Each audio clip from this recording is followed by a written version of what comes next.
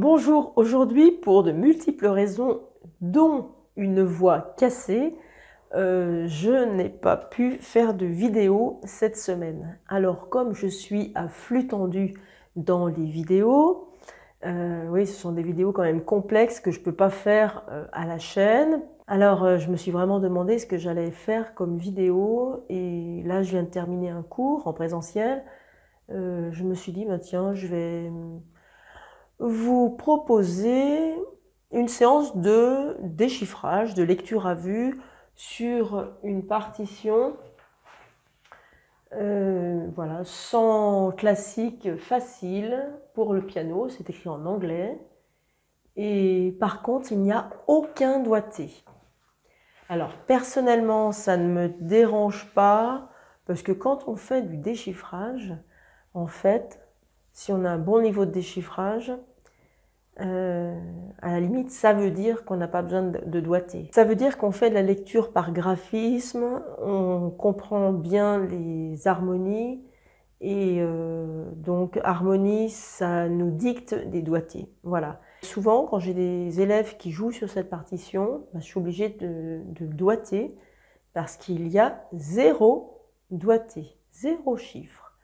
Alors je trouve que c'est de plus en plus fréquent et ça prend énormément de temps pour les profs en cours. Alors comment faire? C'est vrai que le service de doigté, la compétence de doigter une partition, je pense que ça se paye et il y a de moins en moins d'éditions, en tout cas les éditions un peu cheap on va dire, eh bien elles ne le font pas, tout simplement. On n'a qu'à se débrouiller. Alors voilà, aujourd'hui, ça va être une vidéo sight reading, en espérant que je sois en voix pour la prochaine vidéo. À bientôt. Je vais essayer de jouer des choses qui ne m'évoquent absolument rien. Voilà, ça tiendra mieux. Ça, je ne sais pas pourquoi, pour quel instrument c'est fait. La main droite est très pianistique, la main gauche elle fait beaucoup plus réduction d'orchestre. C'est jamais du grand art parce que ce sont des réductions, des arrangements, des simplifications, on va dire. Je vais essayer de trouver un tempo assez allant. Alors ça ne m'évoque absolument rien. Peut-être que vous connaissez.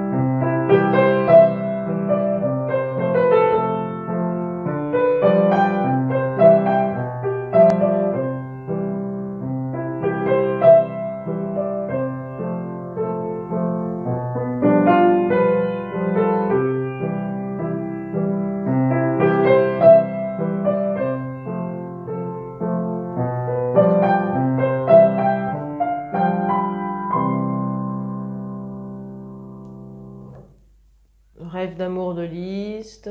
Alors comment est-ce qu'il a été traité ce rêve d'amour de Liszt? Je ne sais pas si ça vous dit d'entendre ça. Alors là, on ne voit pas vraiment où est l'écriture de Liszt.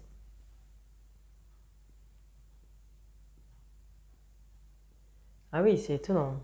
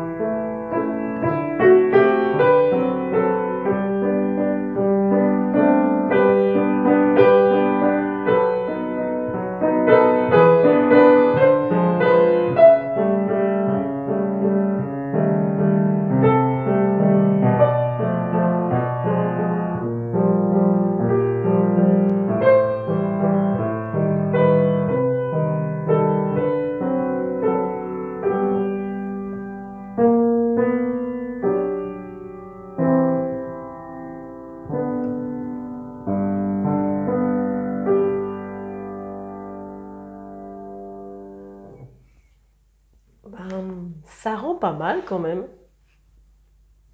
Oui, pourquoi pas. La golondrina serratelle, je connais pas. Un mélange de triolet, de croche pointée double. Ça semble assez pianistique.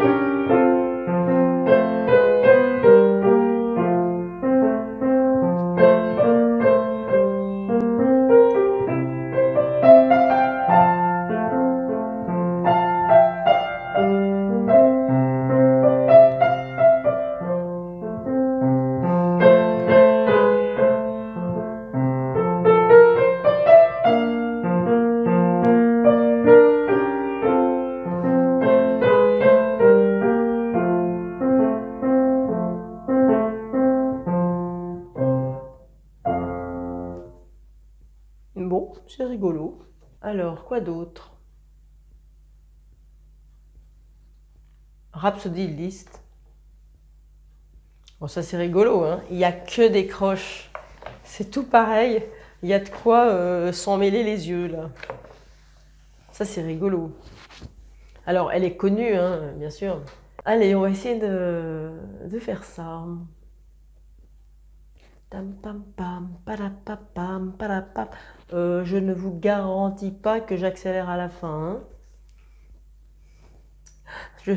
Je sens que je vais bien me planter. Bon, on essaye, hein.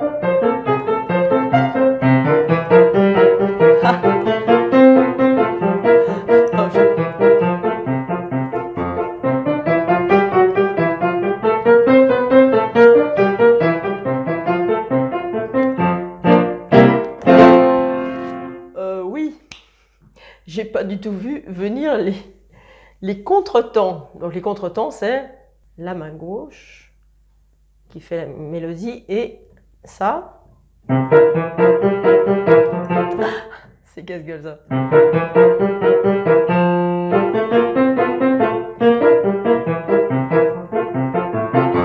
Ouf. Bon, ça passe pas en déchiffrage, mais même si on se trompe, hein, on continue, surtout quand on fait quand on fait une épreuve de déchiffrage pour entrer dans un conservatoire. On va essayer de prendre quelque chose de pas connu. L'exercice est plus drôle quand c'est pas connu, mais pour vous, c'est peut-être plus rigolo d'entendre quelqu'un se planter sur quelque chose que vous connaissez. Ah oui, oui. C'est pas simple, là, c'est un petit peu alambiqué. C'est connu, donc ça va plus vous amuser. Comme ça. Ah bah voilà, c'est mieux. Bon, alors là, c'est un peu alambiqué au niveau de...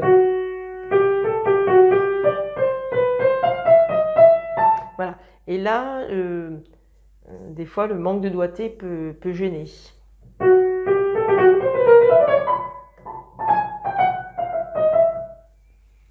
Alors, tempo de valse. 1, 2, 3, 1, 2, 3, 1, 2, 3, 1. Et puis avant, il y a une intro avec 3 notes et demie qu'il faut essayer de placer correctement.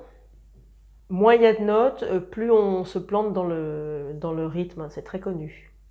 Alors, rien à la clé, ici. Oui, et là, il y a un changement d'armature. On est en Fa majeur. Allez, c'est parti. Après, on ne s'arrête plus, hein.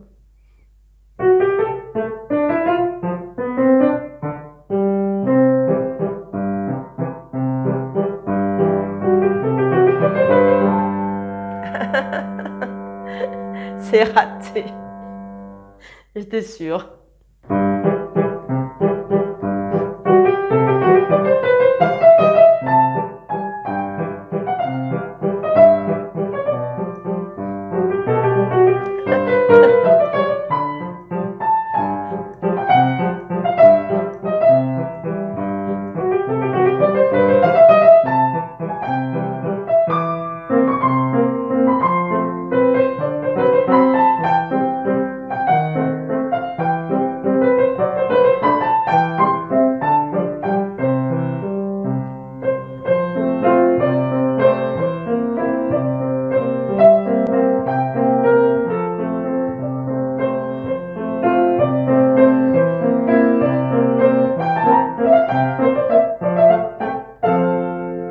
On va dire qu'on prend là.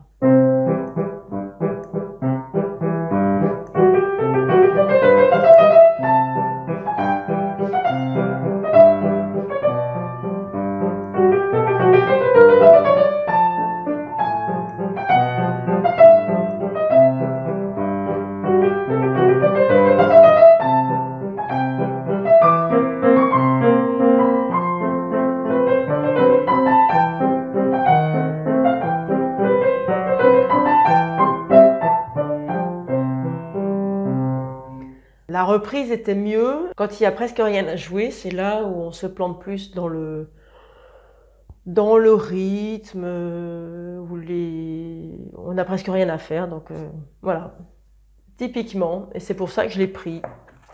On s'en fait encore un petit là pour rire. Alors, là c'est un Chopin. Alors là, un Chopin, une valse de Chopin. Oh non, non, je vais quand même pas lui faire ça. Un Purcell. Non, pas tellement envie de jouer du Purcell au piano.